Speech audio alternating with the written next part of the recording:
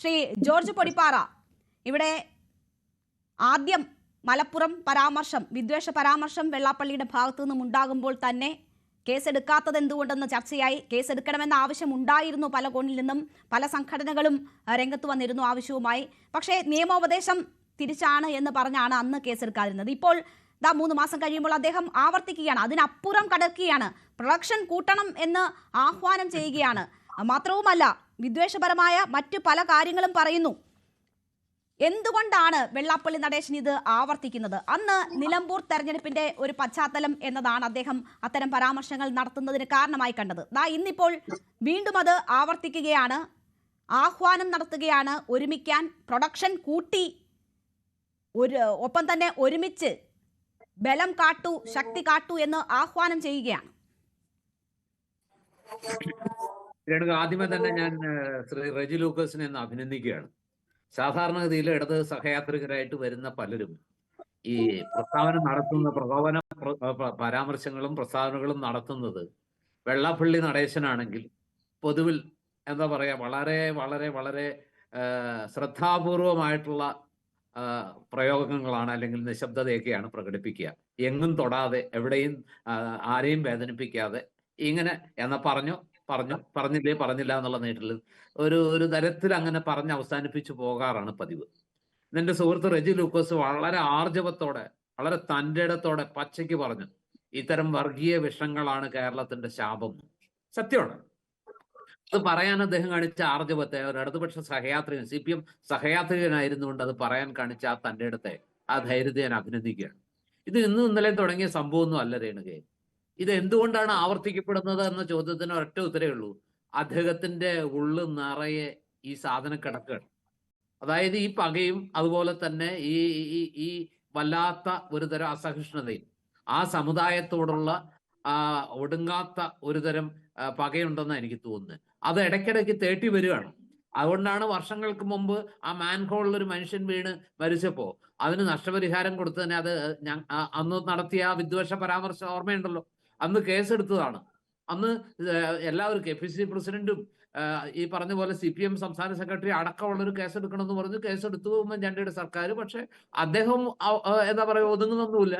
വീണ്ടും അതിന്റെ എത്രയോ മടങ്ങ് ശക്തിയോടെ വീണ്ടും ആഞ്ഞടിച്ചുകൊണ്ടിരിക്കുക. 3 മാസം മുമ്പ് നമ്മൾ കേട്ടതാണ് നിലമ്പൂരിലെ അവിടുത്തെ മുസ്ലിങ്ങൾ മുഴുവൻ ശ്വാസം മുട്ടിയാണ് ജീവിക്കുന്നത്.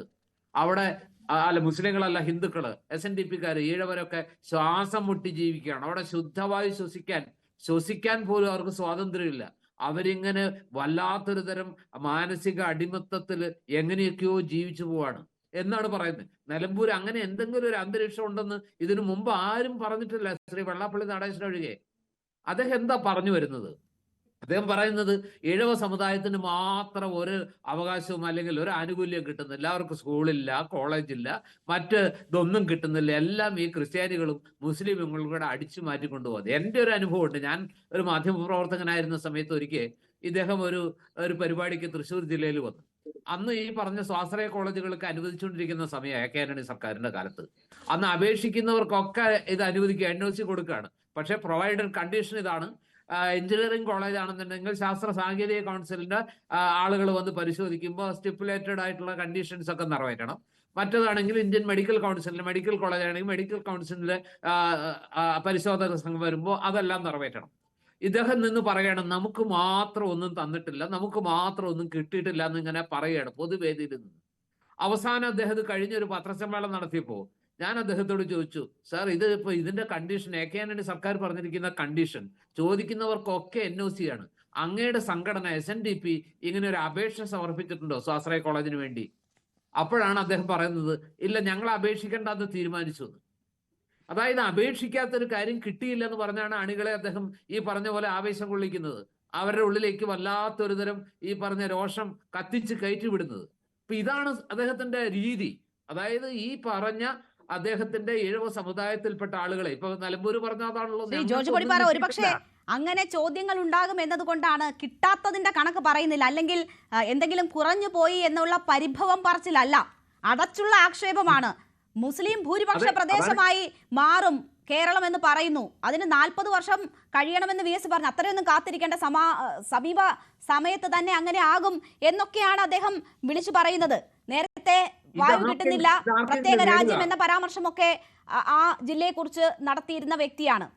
ഇവിടെ പ്രൊഡക്ഷൻ ഇതൊക്കെ എങ്ങനെയാണ് ആ ഇതുപോലൊരു കേരളത്തിൽ അത് ശ്രീനാരായണ ഗുരു സ്ഥാപിച്ച ആ സംഘടനയുടെ അല്ലെങ്കിൽ അദ്ദേഹത്തെ അംഗീകരിക്കുന്ന അതുപോലെ മനുഷ്യത്വം പറഞ്ഞിട്ടുള്ള ലോകത്തില് ഇത്രയും മനോഹരമായ ഒരു സൂക്തം ആരുടേതായിട്ടുണ്ട്? മതം ഏതായാലും മനുഷ്യൻ നന്നായാൽ മതി, ജാതി വേണ്ട, മതദ്വേഷം വേണ്ട, ഏതുമില്ലാതെ എല്ലാവരും സോദരത്തേനെ വാഴുന്നൊരു നാടിനെ കുറിച്ച് സ്വപ്നം കണ്ട ആ മഹാഗുരുവിന്റെ ആ പിൻഗാമി അദ്ദേഹം സ്ഥാപിച്ച അതിന്റെ അധ്യക്ഷപദം എത്രയോ പതിറ്റാണ്ടുകളായിട്ട് അലങ്കരിക്കുന്ന ഒരു വ്യക്തിയാണ് ഇത്രയും വലിയ വർഗീയ വിദ്വേഷം അതാണ് പറഞ്ഞുകൊണ്ടിരിക്കുന്നത്. ശ്രീ ജോർജ് പടിപ്പാറ, യാതൊരു അടിസ്ഥാനവും ഇല്ലാത്ത ഇത്തരം ആരോപണങ്ങൾ നടത്തുന്നതിലൂടെ അദ്ദേഹം ലക്ഷ്യമിടുന്നത് എന്തായിരിക്കും അദ്ദേഹത്തിന് അതിനുവേണ്ടി പ്രചോദിപ്പിക്കുന്ന ഘടകം? ഇസ്ലാമോഫോബിയ സൃഷ്ടിക്കുകയാണ്. അതായത് ഇസ്ലാം അതായത് മുസ്ലിങ്ങള് വളരുന്നത്, അവർ സാമ്പത്തികമായിട്ട് മുന്നേറുന്നത്, അവർ സാംസ്കാരികമായിട്ട് മുന്നേറുന്നത്, വിദ്യാഭ്യാസപരമായിട്ട് മുന്നേറുന്നത്, ഉദ്യോഗ തലങ്ങളിൽ ഈ മുസ്ലിം സമുദായത്തിനുള്ള അതേ ആനുകൂല്യങ്ങളെല്ലാം ഇവർക്കുള്ളതല്ലേ?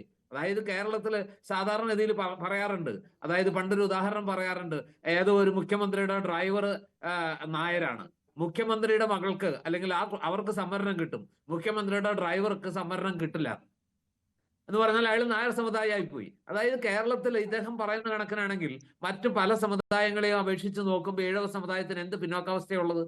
അവർക്ക് സംവരണാനുകൂല്യങ്ങൾ കിട്ടുന്നില്ലേ?